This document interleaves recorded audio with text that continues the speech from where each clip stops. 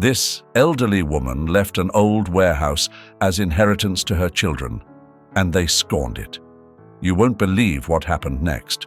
Observing through her window was Donna Carmona de Ortiz, who had invested years of work, sweat, and sacrifice, now transformed into a fortune. 3,000 hectares of land, 10,000 head of cattle, and a massive corporation. Thus, all the weight of this responsibility and leadership now fell upon Donna. She found herself at this point in her life where, after having been immersed in the business with her husband, it was now her turn to lift her head and see all they had achieved. Her mind at that moment traveled years back, to when her husband and she had begged for alms on the cold streets of Madrid. 53 years ago, they both had the determination to escape the damned poverty, and they had succeeded. She also remembered at that moment when Max, her husband, took her face in his hands and said, "I promise you, one day all of this you're experiencing will only be a bad memory." And he said this while breaking off a piece of stale bread he had pulled from his pocket. Tears streamed down her weathered cheeks now, as in her mind she said, "I truly hope you're well, my love, wherever you are." It would have all been happiness if it weren't for the fact that at 87 years old now, she not only had to run the company, but soon she would have to find among her 10 children someone who was wise and intelligent enough to maintain the business's expansion and not squander all they had worked so hard for. For that reason, she spent hours pondering through her window, seeking inspiration or some answer to help her make a wise decision. Amidst the many memories she had, she recalled the times when she and her husband had faced similar situations, but undoubtedly, the situation was different because she shouldn't be swayed by the love she had for each of her children, nor by how well they seemed to be doing. Her children had decided to forge their own path, their own ventures. What values or attitudes would make one of them deserving of such an important role in the corporation? Donna wondered. Then she remembered the occasions when her husband and she had solved similar dilemmas with wisdom, and this had been recorded in the personal diary they had both kept since they met. In her hands were 6 handwritten books, which had been kept in case one of them ever forgot how their life had been before. So, as she read, she found the time when they had to grant a bonus to their workers who had been affected by a severe drought. At that moment, everyone had admitted they had a need. However, the Ortiz spouses knew the crisis hadn't hit everyone exactly the same, as not everyone lived in the mountains, so they devised a plan, or a way, to discover who was truly in need.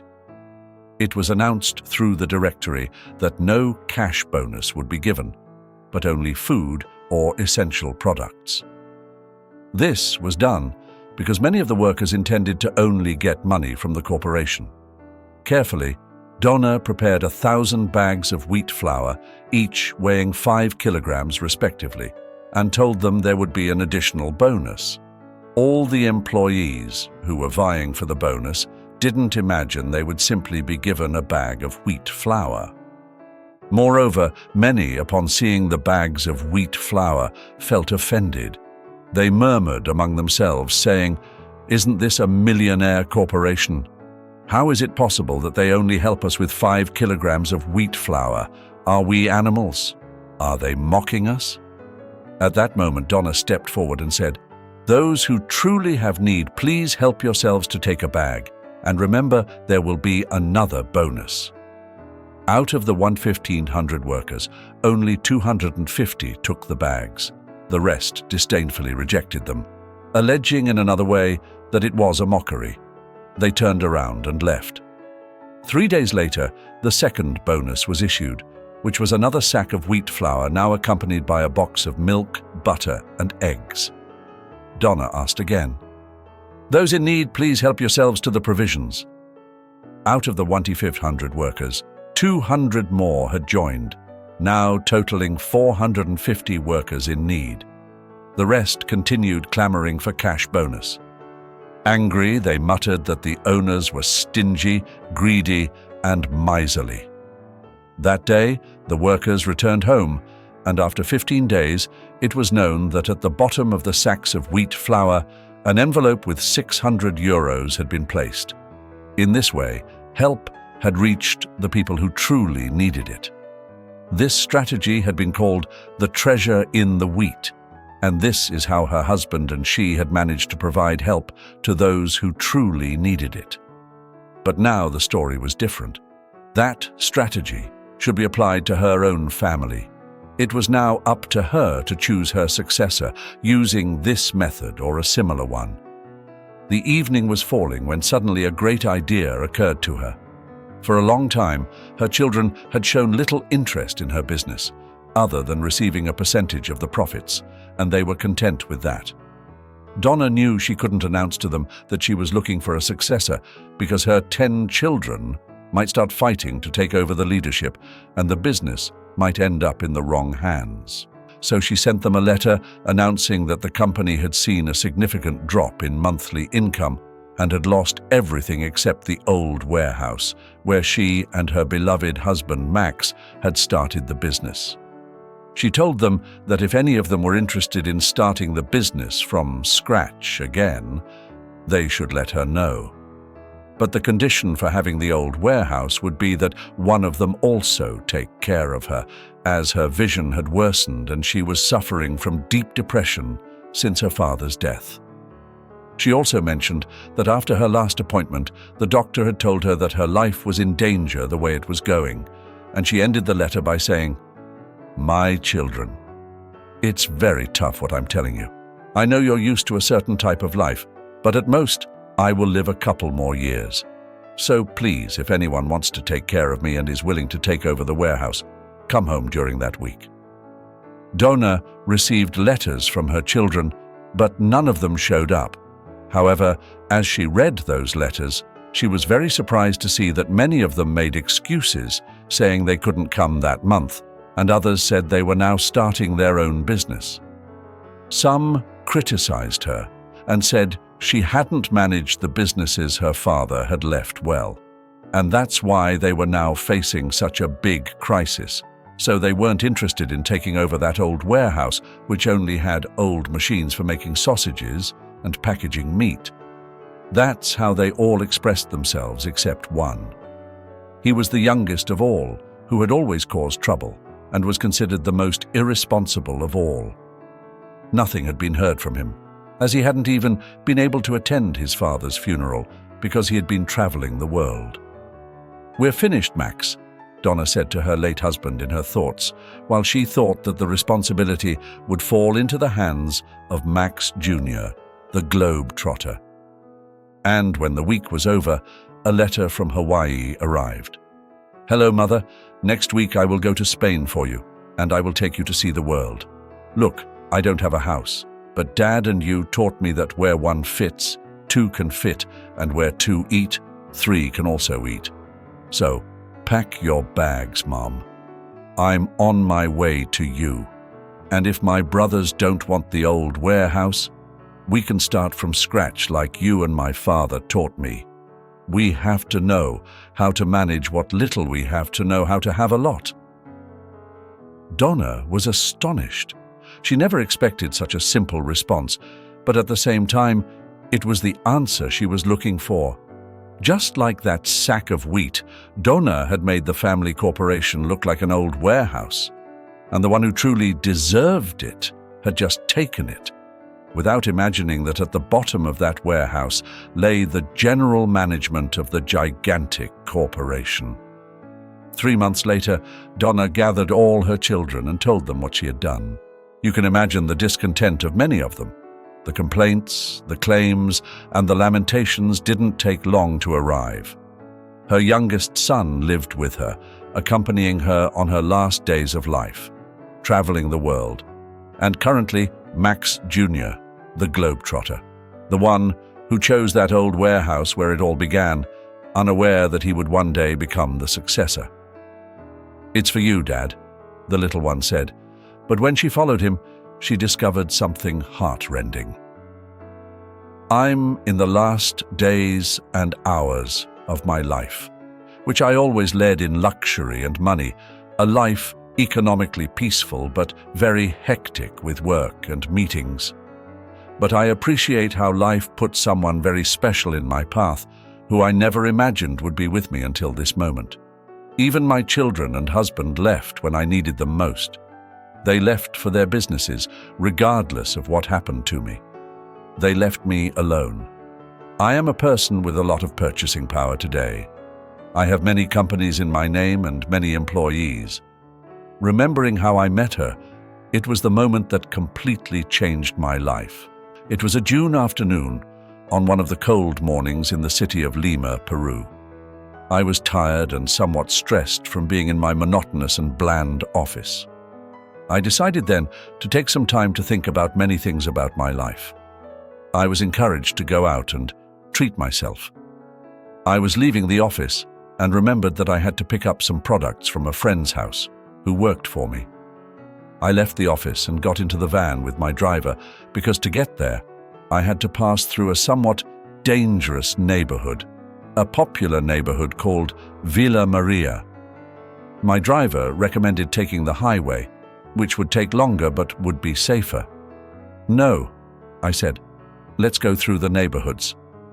I don't know why seeing more houses and streets distracted me more than just seeing a black and cold road with nothing but cars.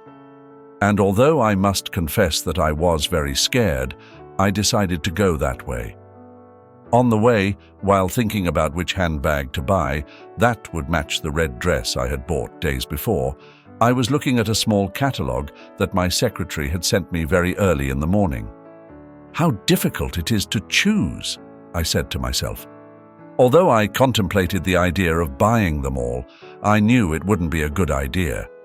Then, after having been submerged for a long time, I looked up, and then I saw her. She was a little girl who was also choosing something. Yes, she was doing it. For a moment, I tried to decipher what she was choosing. Then I understood. She was looking to choose a car to beg from. The traffic light was red and she was pointing at it and seemed to be sorting through with her fingers. This one or that one? Which one? Which one? She seemed to say with her attitude. She had a dirty face and looked completely underdressed. If it had been another time, maybe I wouldn't have stopped. I asked my driver to stop to help the little girl. She chose another car, so she didn't pay attention to me when I called her to give her the money. So I got out and approached her, asking why she was so alone, why she was asking for help. I asked her about her parents and if she had them or who she lived with. The girl just lowered her gaze and said, "It's for my daddy," to which I responded angrily, "But how? Did he send you to work?" She just fell silent and made a gesture for me to follow her, and she began to move forward. I signaled the driver to follow me. Curiosity and concern drove me to accompany her to her supposed home. I asked her to get in the car, but she refused, saying it was very close, no need to drive. I think she thought we would take a taxi or something. So we walked for a while, and in my head, I kept wondering where her house might be, which of these neighborhoods it would be located in, or if we would have to walk much farther than I already had. We were nearing a pedestrian bridge, and as we approached, I discovered something heart-wrenching. "It's for my daddy," she repeated, showing me a poor old man who was seated amidst ice cream, tired and worn out, looking somewhat dirty and disheveled. Quickly, my anger was overshadowed by that scene. Misery, nostalgia, and a whole grey world loomed over her, who I estimated to be only 6 years old. I didn't say anything more. I continued with her, and then she said to me, "It's for my daddy. He's a little sick," her hoarse voice making her seem like a grown woman. She was very articulate, and being next to her daddy, her confidence grew even more. They had no home or roof, They only lived under that pedestrian bridge, covered in cardboard and an old, dirty mattress on the ground. They had nowhere to cook or bathe. The man could barely speak. "They've left us," he seemed to say. "They've abandoned us." A cataract prevented him from seeing, and his breath caught every time he tried to speak. She then clarified that he was her grandfather, but now acted as her daddy. With some fear still lingering, I greeted him and she asked me to sit with them, as if inviting me into a living room or to have tea.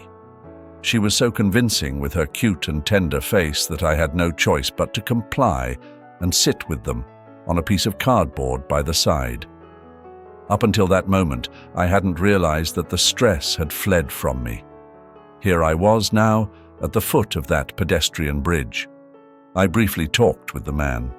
He had a serious health problem, had lost his job due to his age and vision. His son had just died, and the little girl's mother had abandoned them to be with another man.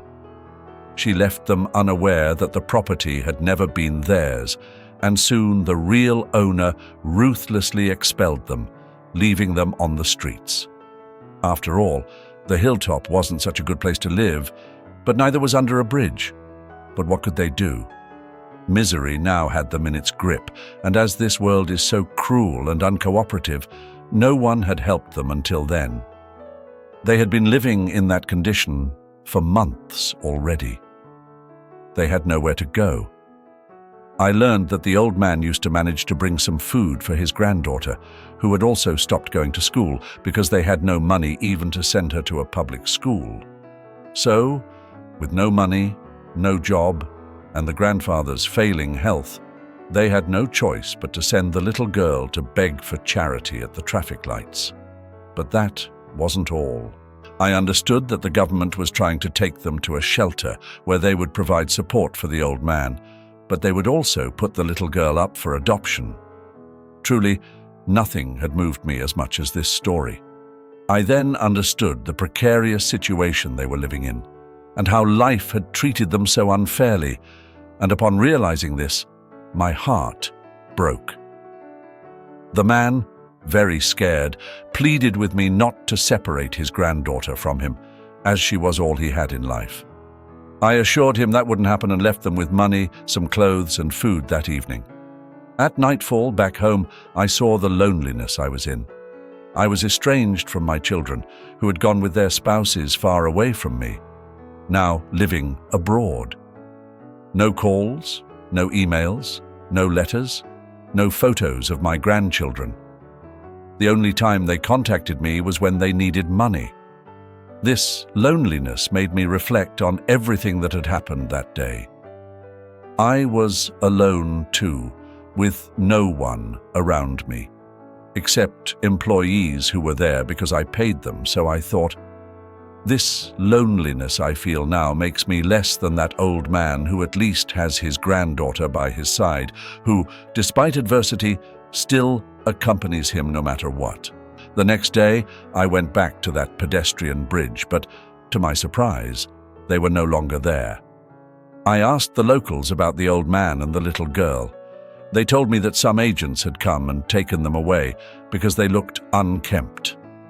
Immediately, I contacted my lawyers, friends, and contacts to locate them. The old man had been placed in a shelter, and the girl was about to be transferred to an orphanage far away from him. Without further thought, I said, "I'll take this opportunity," and decided to adopt her. I reasoned that this girl had no one else but her grandfather who was with her, and the grandfather had no one else to be with him. I found them and got the grandfather out of the shelter and began the paperwork for the adoption of the girl. With all the necessary papers, I was able to gain custody of her, as she was about to be adopted by another family when I arrived, and if that happened, she would be separated from her grandfather. I adopted her and decided to take her with me, along with her grandfather, and although my close relatives didn't agree with the idea, I paid them no mind. For me, it mattered little if they knew or not. They were never with me, and never will be, as each of them has their own life, and my life barely concerned them. I adopted the girl and took care of the expenses for her grandfather's recovery, who turned out to be quite a surprise when I learned that he had a lot of knowledge and wisdom. I assigned him some simple tasks, and so the old man recovered little by little. But the joy didn't last long because the illnesses they had were very advanced, and I couldn't do anything to extend his life. Then I understood that money certainly couldn't buy everything, and a few months later, the old man passed away. After that, the girl I had picked up from the street always felt somewhat sad because she had lost the most beautiful thing she had in life. Her grandfather had gone to heaven. It was the hardest answer I had to give to a little girl that day, and it wasn't easy for either of us to recover, but little by little, I earned her love, her affection. At the beginning, she didn't smile much with the dolls or toys I gave her, but when I told her she would go back to school, she jumped with joy, and excitement overwhelmed her again. That's when she hugged me for the first time. The days that would follow would be the best, both for me and for her. I had just turned 60, and my children didn't even bother to call, but she was always there, my mum used to say. How I loved hearing that. "It's for my mum," she would repeat every time the nanny handed her something for me. I remembered that moment when I was agonizing over which purse to match with the dress I had just bought. And I understood that some people are dealt a better hand in life, while others, like me, seem to draw the short straw. Stress was never the issue for me. The real problem was how many times I lowered my gaze on the way to work. I stopped seeing the world around me, stopped caring about others. My daughter just turned 18, and bringing her with me that day was the best decision I ever made. She just left for the office. From today onwards, she'll start learning how to manage what I've achieved with so much effort. I once joked that I would leave everything to her, but she didn't like the idea much, knowing she has 2 siblings somewhere out there. And even though the day may come when I pass away, they are my children, she reminds me. Now, I'm dictating my will, hoping to reunite with my Creator at any moment. And though I know there will be challenges in the future, I've entrusted 8 of the best lawyers to defend my wishes, in a letter to my children, in case they ever return. As for the youngest, she's already a grown woman. She'll be in charge of everything, and I've written that a small percentage will still be sent to my children. I believe that as long as they receive their share, they may never know if I'm still alive or if I've passed away. "You're just a poor taxi driver," she said, but fell silent upon seeing him again later. Appearances deceive the mind, but not the heart. How you look on the outside, your manner of dress, or the work you do doesn't define your true self. Ponder on this as you listen and watch. The following story. This is the tale of Lucia and Ismael, both the same age, around 26.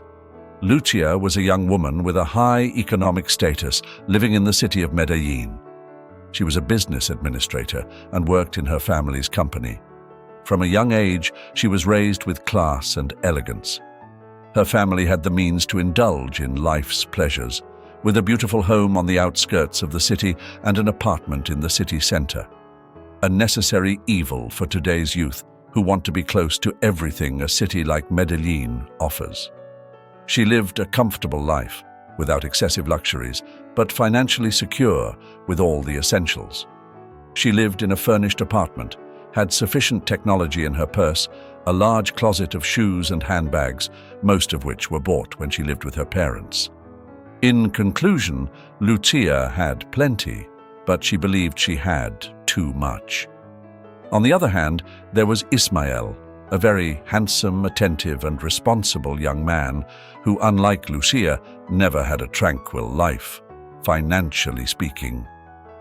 He came from a humble family. His father was a humble bricklayer and his mother a homemaker. They always worked hard to give him a future. It was always depressing for him to see his parents work so hard, and he felt guilty seeing them come home tired, wearing old clothes, suffering from the pains of a lifetime of labor. Yet, he was proud of them. He started working at a young age, helping his parents with construction work or working as a gardener in the houses where his mother worked. He was a very likable guy and could charm anyone who entered his life. Over the years, he learned to work hard. He asked his parents not to worry about giving him an education. He was very good at working. Of course, his parents totally disagreed, but he proved that he could work and study at the same time. They reached an agreement.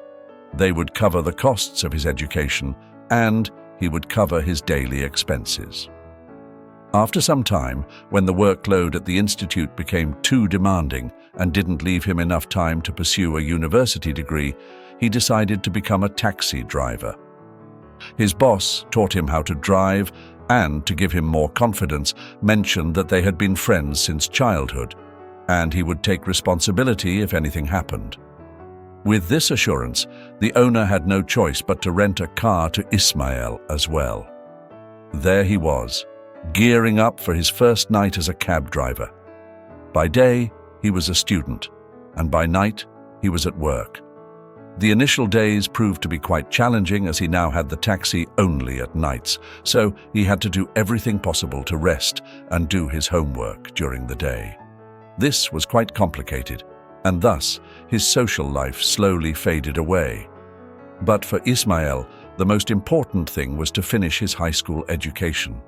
On the other hand, Lucia was caught up in the whirlwind of university life, parties and gatherings. She was diligent with her university assignments, but was an average student.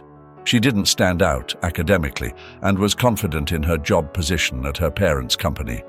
She was a young woman with a large social circle, one of those where it mattered a lot what handbag collection you were using, if your suit was designer, or the exclusivity of your cell phone.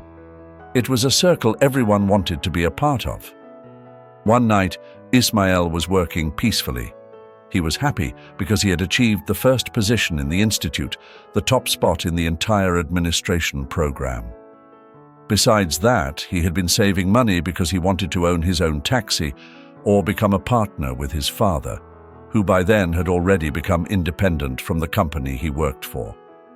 He had been forced to leave the company due to problems and failure to pay his employees. Ismail couldn't think of a better way to focus on his plans than by working. But unlike Ismail, Lucia was going through an uncomfortable moment in her life. She had ended her relationship with her partner, had argued with her father because he had seen her grades and refused to give her money to go out. Despite all this, she went out that day with some friends to drink at a nearby club. Like any young person, she was unaware of the financial problems her father was facing now. But to keep up appearances, she was diverting money from the company now. It was a fun night for Lucia, who between drinks felt like the queen of the world. She made a scene at the club and was escorted out by security. When she realized her friends had forgotten her and hadn't done anything to help her stay inside the bar or even come out to see how they could help, she hailed a taxi, the first one she saw. Luckily for her, it was Ismail's. He greeted her politely, to which she responded with disdain. She asked him to take her to her apartment. He drove her there calmly. She was just another passenger, unimportant. But it aroused curiosity to know what was happening, as she was very dizzy with teary eyes and very unkempt, something uncommon for young people who usually take taxis in that area. Lucia started crying even more, to which he dared to ask her, "Is something wrong, miss?" She told him that he couldn't understand what was happening to her, to which he replied, "I'm 24 years old. I believe I'm the same age as you, the problems you have. Maybe I have them too." She responded, "What could you possibly understand? You're just a mere taxi driver." He told her it was all right, but it wasn't good for her to keep her problems to herself and sink alone, that she should seek professional help if she wanted to stop crying. They arrived at her building. She got out of the car, and when she looked for the money to pay him, she noticed that her wallet was not in her purse, and she had no money. She had probably given it to someone at the party she couldn't even remember. Ismail then told her that it wouldn't be a problem. Lucia gave him a card with her number, told him she would pay him the next day. Ismail simply smiled and accepted. "It's okay, miss." He saw something in her that not everyone would notice.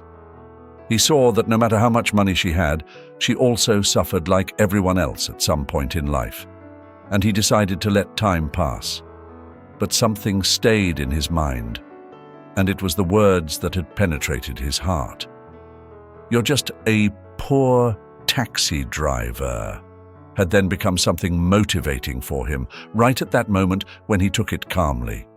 Shortly thereafter, he saved up enough money to buy his own car, at least an economical and used one, but his own taxi. He had already decided which car to buy, but he found a better opportunity. The city was renewing and undertaking large construction projects, so he decided not to continue investing in a taxi, but to partner with his father and create a small construction company. They started by purchasing basic machinery necessary for the job, finding partners, suppliers, and workers. It was easier for Ismail because one of the city's largest construction companies was bankrupt. They were auctioning off their equipment and laying off their workers. It was there that he used all his managerial skills and empathy to convince everyone to work with him.